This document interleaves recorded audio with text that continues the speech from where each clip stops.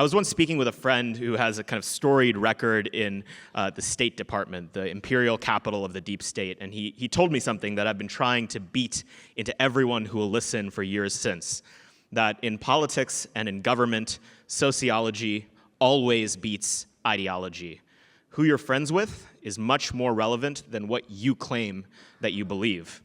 And so what I'm here to tell you today is that the right needs friends, not just within the borders of their own independent nations.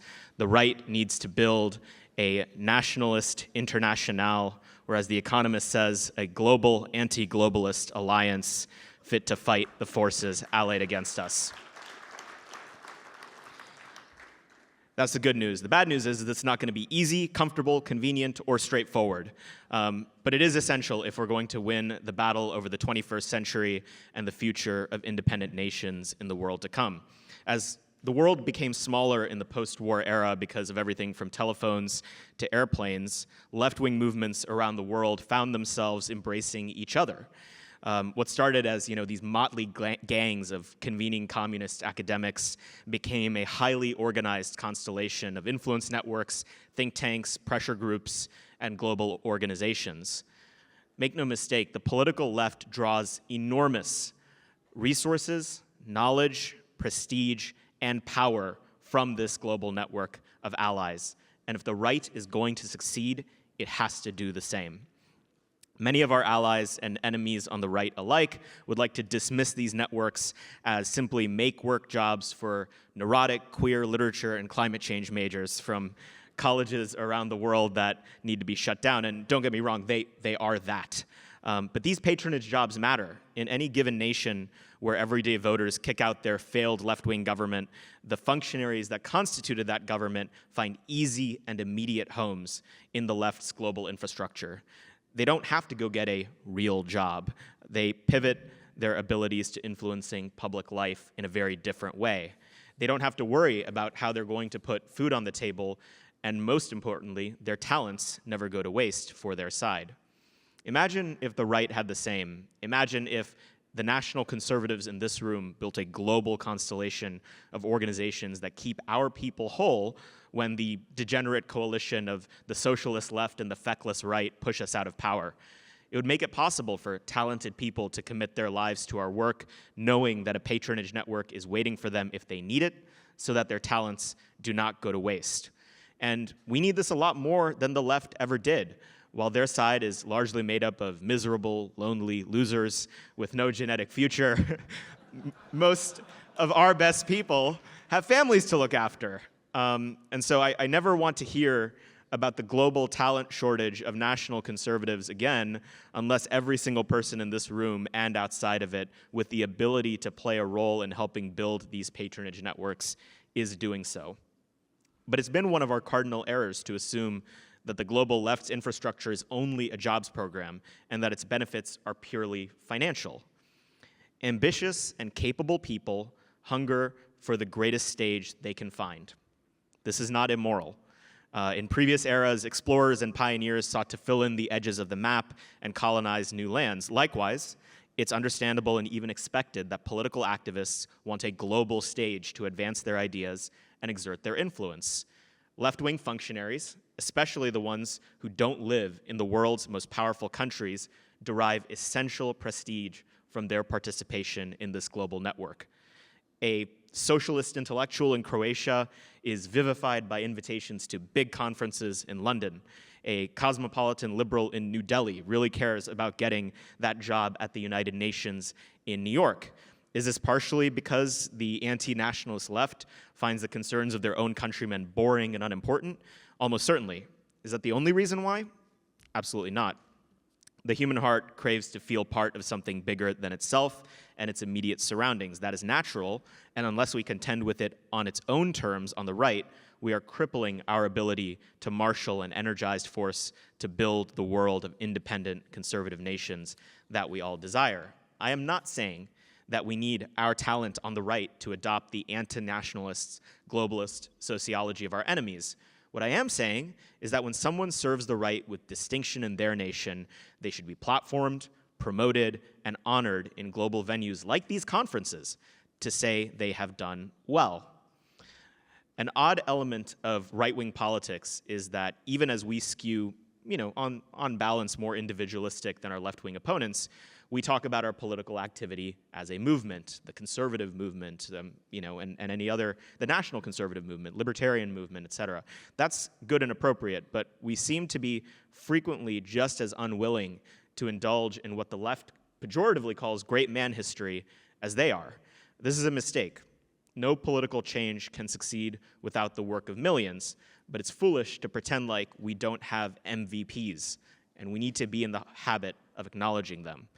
With no offense to my friends who contributed to it, symposia on national conservatism would have a negligible impact if the West's two greatest statesmen, Donald Trump and Nigel Farage, had not chosen to risk it all a decade ago. And look around, it's still them, and great men like them who turn the wheels of history and originate our advances in the coming years. At every level of seniority, from the precocious college student to the elder statesman, we must develop tools to reward our greatest assets, our people. It's why this conference is everything from a student leadership award for all the precocious young people you see around you to the Beaconsfield Prize for great patriots like Mr. Legutko.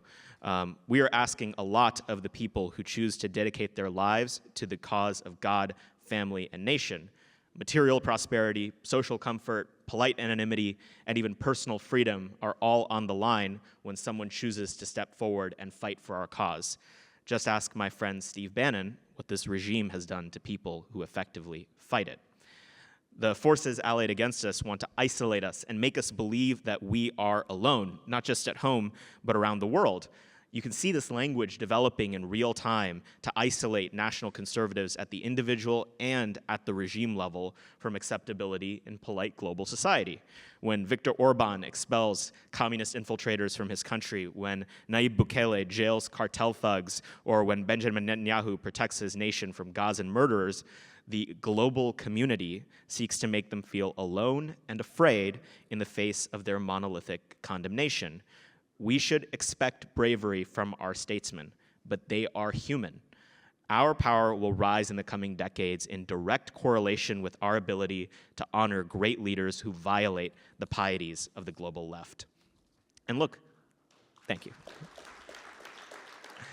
The alternative is pretty dark, that we might elect great patriots who run on a platform of national renewal and they instantly get assimilated into the global Borg when they gain power. The story of the last 40 years is replete with politicians who ran as great nationalists but ended their tenure as disgraced caretakers of national decline. I'm going to break character a little bit and actually quote Milton Friedman. I do not believe that the solution to our problem is simply to elect the right people. The important thing is to establish a political climate of opinion which will make it politically profitable for the wrong people to do the right thing. Unless it is politically profitable for the wrong people to do the right thing, the right people will not do the right thing either, or if they try, they will shortly be put out of office, unquote. If we build a locus of prestige that is attractive, strong, and oriented around the principles of national conservatism, we can ensure that even weak leaders are tempted by participation in our coalition. And so just imagine if the trend of the great campaigners turning into governing disappointments was reversed. Instead, political leaders were so attracted by what we have to offer, the right that we're building here, that they trend in our direction while they're in office. The American right is seen as the most organized conservative movement in the world. Sometimes I wonder if that's actually true. But the perception does matter. More importantly, it's the best funded and largest global stage. That matters. So to my American national conservative friends, we have a specific and singular role to play in elevating the achievements of our colleagues around the world. It will make them stronger, and it will normalize them, and we might learn something. I'm the last person to dwell on the philosophical debates on the right. If I have to hear one more lecture about three-legged stools and Frankie Meyer and fusionism, I will go for a swim in the Potomac with a concrete block tied to my foot. But one of the practical consequences of the legacy rights philosophical view is that America has nothing to learn from nations around the world. American exceptionalism, which I believe in, has been contorted into an excuse to wad up cotton balls, stuff them in our ears, and go la la la la la la la. The American right does not have a monopoly on good ideas, and every right-wing movement in the world would benefit from all of us being organized enough that we can share the best of what is being experimented with in our brother nations.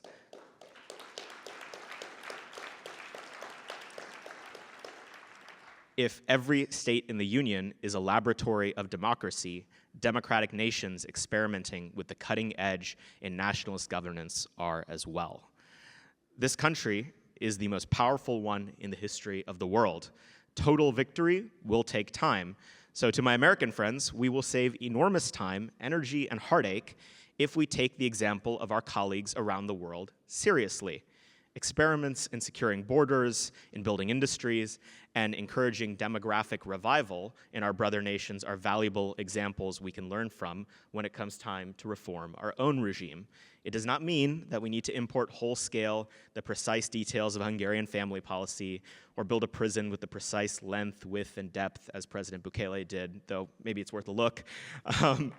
We need the example of these brother nations most of all because the American right has been so intellectually constipated for the last half-century. Ideally, we would have been experimenting widely with creative policy to pursue our ends over the last few decades. We didn't, because apparently the only trade barrier the legacy right is open to is one that applies to ideas.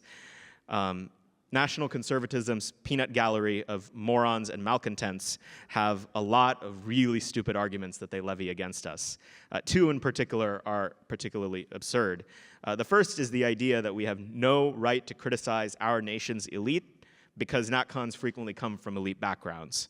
The second, and that's particularly relevant for this discussion, is that nationalists are being hypocritical when they take an interest in and collaborate with their co-ideologues in foreign nations. Both are wrong for the same reason. They are the legacy of an outdated form of right-wing organization that essentially believes that there is no moral way for right-wingers to organize at all. And I refuse to believe that right-wing political forces are not allowed to engage in politics, and I would encourage you to do the same.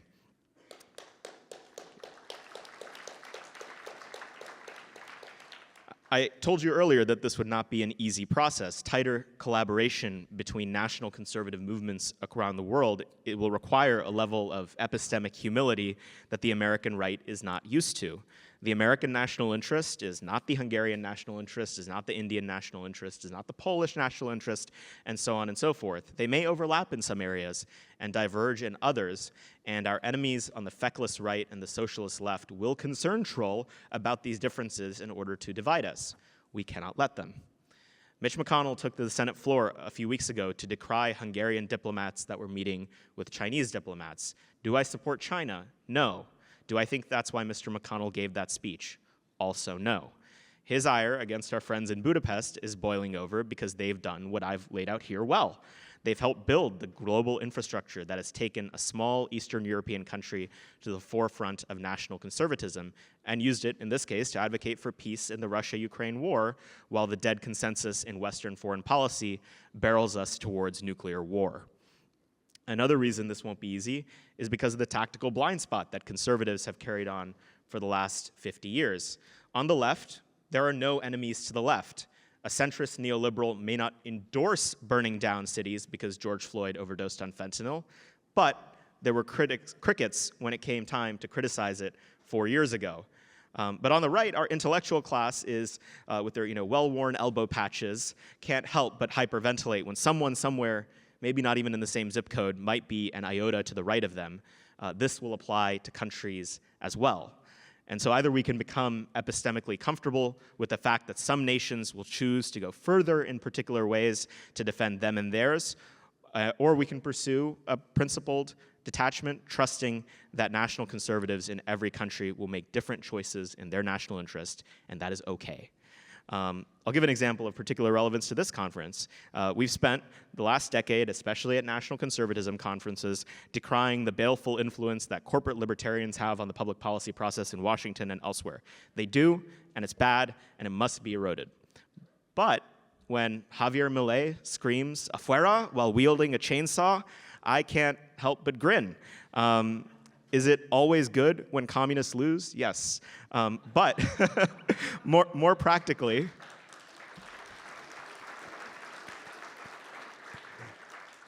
More practically, Argentina needs a chainsaw taken to its regulatory state, and it is well within my umbrella of national conservatism to see him succeed at taking his nation to the path of prosperity.